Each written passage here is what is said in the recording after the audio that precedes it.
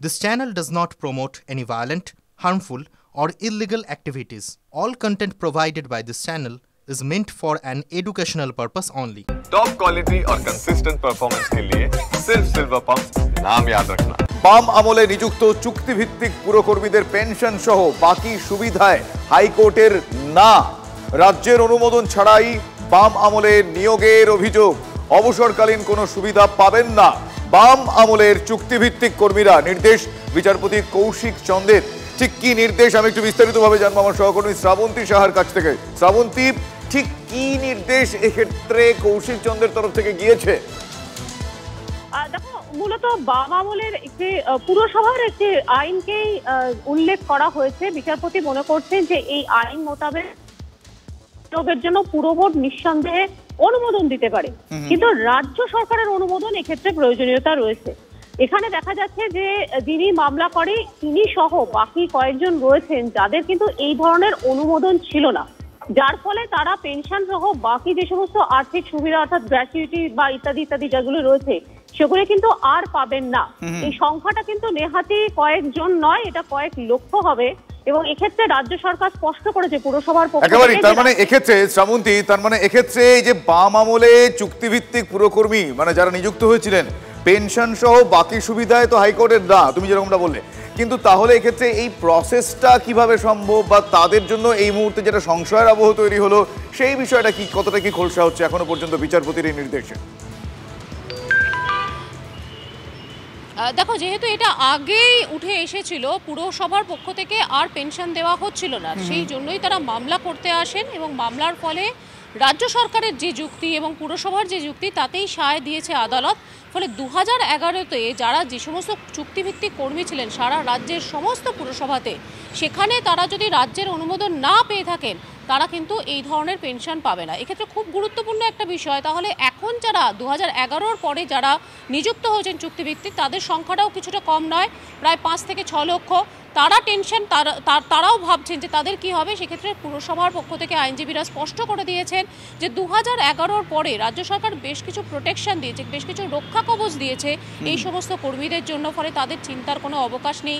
একই সঙ্গে তারা এটাও স্পষ্ট করেছেন যে অধিকাংশ ক্ষেত্রেই এই ধরনের চুক্তিভিত্তিক কর্মী যখন নিযুক্ত হয়েছেন রাজ্য সরকার অনুমোদন দিয়েছে, ফলে তাদের 2011-র পরে যারা চুক্তিভিত্তিক কর্মী নিযুক্ত হয়েছেন পুরসভাগুলিতে তাদের সেই অর্থে কোনো সমস্যা নেই। কিন্তু 2011-র আগে যারা এইভাবে নিযুক্ত হয়েছেন তাদের যদি রাজ্য সরকারের অনুমোদন না থাকে, এক্ষেত্রে মামলাকারী সেরকমই একজন ছিলেন, সেক্ষেত্রে তারা কিন্তু আর্থিক সুবিধা আর পাবে না। নিঃসন্দেহে বড়সড় ধাক্কা এবং এই প্রশ্ন পরবর্তী সময় রাজনৈতিক দলের পক্ষ থেকে বারবার করা হবে যে এই ভুলটা কেন করা হলো, এটা কি কোথাও গিয়ে রাজ্য সরকারের পক্ষ থেকে সেই তৎকালীন যে রাজ্য সরকার ছিল বাম আমলের তাদের কি কোনো গাফিলতি ছিল, তাদের কি কোনো ভুল ছিল, নাকি ইচ্ছা করেই করা হয়েছে? তার কারণ শুভজিৎ, তুমি জানো যে পুরসভার ফান্ড অত্যন্ত পুয়ার। এই যে গোটা রায়ে উল্লেখ করা হয়েছে সেই রায়ে এই কথাটাও বিচারপতি কৌশিক চন্দ্র মেনশন করেছেন যে পুরসভার যে ফান্ড রয়েছে সেটা এতটা বেশি নয় যে এই ধরনের চুক্তিভিত্তিক কর্মী যারা রয়েছেন যারা রাজ্যের অনুমোদন পাননি তাদের ক্ষেত্রে এই ব্যয়বহুল যে একটা বিশাল অঙ্কের টাকা দিতে হবে রাজ্য সরকারকে, সেটা কিন্তু পুরসভার পক্ষে সম্ভব নয়। তার জন্যই রাজ্য সরকার যেমন কিন্তু তাহলে শ্রাবন্তী, এই যে 2011 ওই সময় এতজন মানুষ যাদের তরফে এই নাটা আসলো তাদের কি মুভ করার কোনো সেক্ষেত্রে সম্ভাবনা আছে? তার কারণ এক্ষেত্রে তো সেই সময়কার মানে সেই সরকারের একটা গাফিলতি বা একটা বেনিয়মের অভিযোগ এক্ষেত্রে পক্ষান্তরে আছে। নিঃসন্দেহে শুভজিৎ থাকছে, যেহেতু বিচারপতি কৌশিক চন্দ্র সিঙ্গেল বেঞ্চ, তারা ডিভিশন বেঞ্চে আপিল করতে পারবেন, সুপ্রিম কোর্টের ক্ষেত্রেও আপিল করার সুযোগ থাকবে।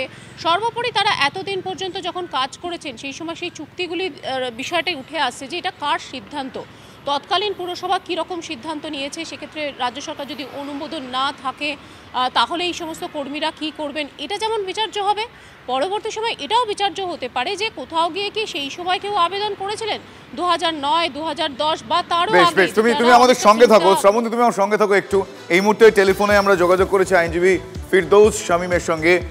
ফিরদৌস, আপনার কাছ থেকে আমি জানতে চাইবো যে এই যে তাহলে একটা ক্লাসিফিকেশনস হয়ে যাচ্ছে, একটা ডিভিশন হয়ে যাচ্ছে 2011-র আগে 2011-র পরে, কিন্তু বিষয়টা তো একটা ছাতার নিচেই পুরসভা, তাহলে আইনের এই দিকটা কি করে তাহলে ট্রান্সপারেন্ট থাকছে, কি করে তাহলে তার বহমানতা থাকছে, একটু ব্যাখ্যা চাইবো আপনার কাছে। দেখুন, চাকরির আইন খুব পরিষ্কার।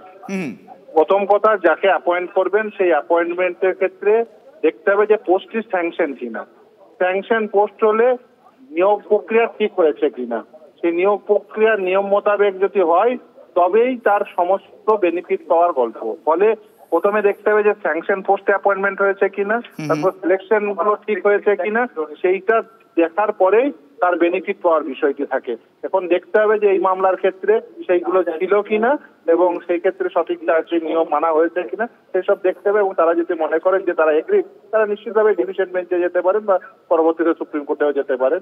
ফলে তার মানে ফিরদৌস, আপনাকে আমি একটা বিষয় জিজ্ঞেস করি। আপনি যেরকমটা বললেন, তার মানে আজকে বিচারপতি কৌশিক চন্দ্রের এই নির্দেশে কি পক্ষান্তরে এই বিষয়টা প্রকট হয়ে গেল যে তাহলে বাম আমলের সেই সময় খুব একটা স্বচ্ছতার সঙ্গে সেটা হয়নি, সেটারই কিছুটা ইঙ্গিত? অনেক সময় কি হয়, ডিএলপি মানে অর্থাৎ ডিরেক্টর অফ লোকাল বডিজ অনেক সময় হয়তো স্যাংশন ছিল না, হয়তো লোকালি অ্যাপয়েন্টমেন্ট হয়েছে, এটা বিভিন্ন ক্ষেত্রে হয়ে থাকে। ফলে এটা নতুন বিষয় কিছু নয় এবং আমরা দেখেছি এই সংক্রান্ত অন্যান্য বেশ কিছু নোটিফিকেশন রয়েছে। আমি জানি না এই মামলার ক্ষেত্রে কি হয়েছে, যেহেতু এই মামলার সঙ্গে সরাসরি যুক্ত নয়, ফলে এই মামলার ক্ষেত্রে কি প্রেক্ষিতে হয়েছে সেটা যেহেতু জানি না, ফলে মন্তব্য করাটা সঠিক হবে না। কিন্তু সাধারণভাবে চাকরির আইন যেটা, সেটা তো সকলের জন্যই এক। সেক্ষেত্রে স্যাংশন পোস্টে অ্যাপয়েন্টমেন্ট হয়েছিল কিনা, অ্যাপ্রুভাল ছিল কিনা, সিলেকশন প্রসেস সঠিকভাবে হয়েছিল কিনা, এইগুলোই দেখা হয় যে চাকরির বেনিফিট পাওয়ার ক্ষেত্রে। তাহলে এক্ষেত্রে আজকে যারা জানতে পারলেন যে তাদের তরফে একটা না আসলো, তারা কি আইনিভাবে মুভ করতে পারবেন? পারলে কিভাবে পারবেন? প্রেক্ষিতটা দেখতে হবে কোন প্রেক্ষিতে তাদের অ্যাপয়েন্টমেন্ট হয়েছে। সেই ক্ষেত্রে যে শুধুমাত্র এই মেয়ার হয়তো একটা প্রসিডিউরাল রিজনে হয়তো যদি তাদের নিয়োগের পরে প্রসিডিউরাল রিজনে হয়তো যদি তাদের অ্যাপ্রুভাল না হয়ে থাকে, সেই ক্ষেত্রে প্রেক্ষিত দেখে ফ্যাকচুয়াল অ্যাসপেক্ট দেখে বুঝতে পেরেছি। অনেক ধন্যবাদ। কথা বলছিলাম আইনজীবী ফিরদৌস শামীমের সঙ্গে। এক্ষেত্রে প্রেক্ষিতটা দেখতে হবে এবং যাদের তরফে আজকে বিচারপতি কৌশিক চন্দ্রের দিক থেকে না আসলো, যে সেক্ষেত্রে তাদের সময় স্যাংশনড পোস্টে তাদের রিক্রুটমেন্ট হয়েছিল এখানে, সেটা এই মুহূর্তে অত্যন্ত গুরুত্বপূর্ণ বিষয়।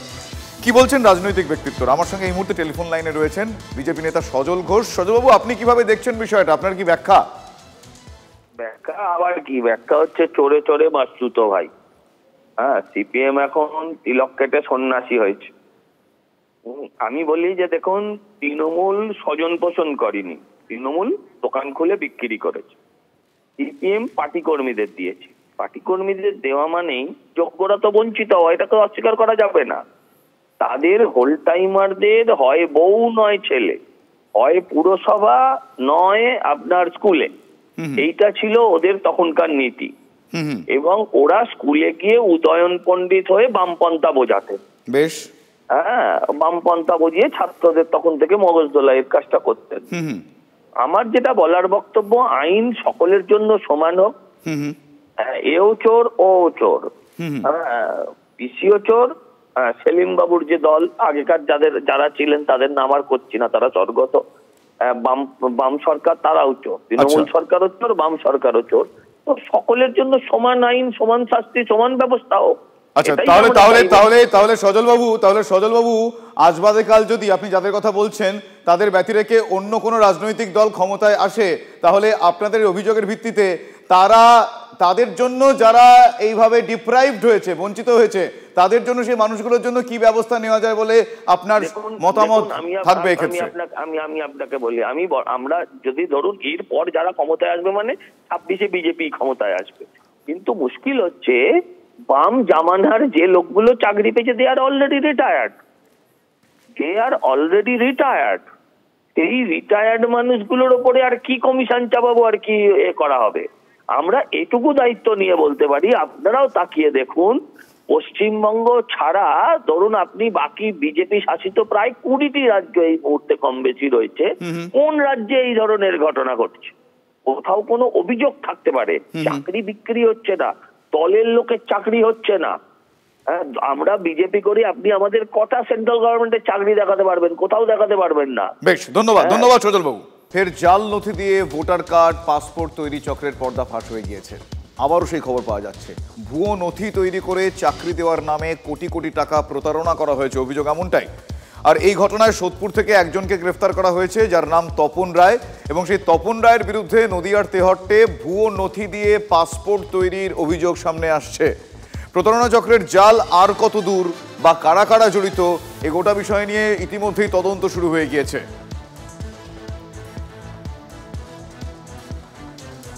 অন্যদিকে টিএমসিপির ব্লক সভাপতিকে বহিষ্কারের দাবি তৃণমূল কংগ্রেসের অন্তরেই।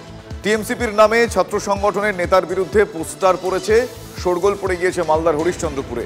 খুন থেকে দুর্নীতি একাধিক অভিযোগে অভিযুক্ত হরিশ্চন্দ্রপুর 1 নম্বর ব্লক টিএমসিপি সভাপতি, যার নাম বিমান ঝা। অভিযুক্ত ছাত্র নেতার বিরুদ্ধে কড়া অবস্থান নিয়ে দলীয় স্তরে তদন্ত শুরু করে দিয়েছে তৃণমূল। আর এর আগে ওই নেতার বিরুদ্ধে শ্মশানের জমি বিক্রি করে দেওয়ার অভিযোগে আন্দোলনে নেমেছিলেন গ্রামবাসীরা। তারপরেও তার বিরুদ্ধে দল বা প্রশাসন কোনো রকম ব্যবস্থা নেয়নি। এবার দলেরই একাংশের মধ্যে থেকে এই পোস্টার দেওয়া হয়েছে। কার মদতে এই বিমানের বাড়বাড়ন্ত, সে প্রশ্ন উঠেছে। পোস্টারেও সে বিষয়টা উল্লেখিত। কমপ্লেন আপনারা বললেন এবং বিভিন্ন দেওয়ালে পোস্টারের কথা আপনারা বললেন, এই নিয়ে কোনো লিখিত কমপ্লেন আমাদের দলীয়ভাবে জমা পড়েনি। তৎসত্ত্বেও তৃণমূল কংগ্রেস যেহেতু যে কোনো করাপশনের সাথে জিরো টলারেন্স এজেন্ডা নিয়ে কাজ করে, আমরা অবশ্যই দলীয়ভাবে এটা তদন্ত করার নির্দেশ সঙ্গে সঙ্গেই দিয়েছি। তৃণমূল ছাত্র পরিষদ এটা দলীয়ভাবে তদন্ত করছে। তো সব কাছে যুক্ত, এটা জানে তৃণমূলের নেতারা। ওর কাছ থেকে তৃণমূলের উপরতলার নেতারা যদি কমিশন না খায় এই সমস্ত দলে থাকতে পারে না, নাহলে ধরতে হবে এই সমস্ত নেতাই হচ্ছে তৃণমূলের সম্পদ বলেই তাকে তৃণমূল আঁকড়ে ধরে রেখেছে নেতারা। আমার মনে হয় এই তৃণমূল যা বলেছে বলতে পারছে না সামনাসামনি বলে পোস্টারের মাধ্যমে মানুষকে জানিয়েছে। এটা তো স্বাভাবিক কথা যে আজকে তোলাবাজ, ধান্দাবাজ, পুলিশের উপর নানা রকম দাদাগিরি করা, কিনা মার্ডার কেসের সঙ্গে যুক্ত থাকা, এরকম তো স্বাভাবিক। জনসাধারণ তো চাইছেই না, কিন্তু তৃণমূলের নেতারাও এখন যাচ্ছে না। ওরা প্রকাশ্যে মুখ খুলতে পারছে না, ওরা পোস্টার লাগিয়ে দিচ্ছে।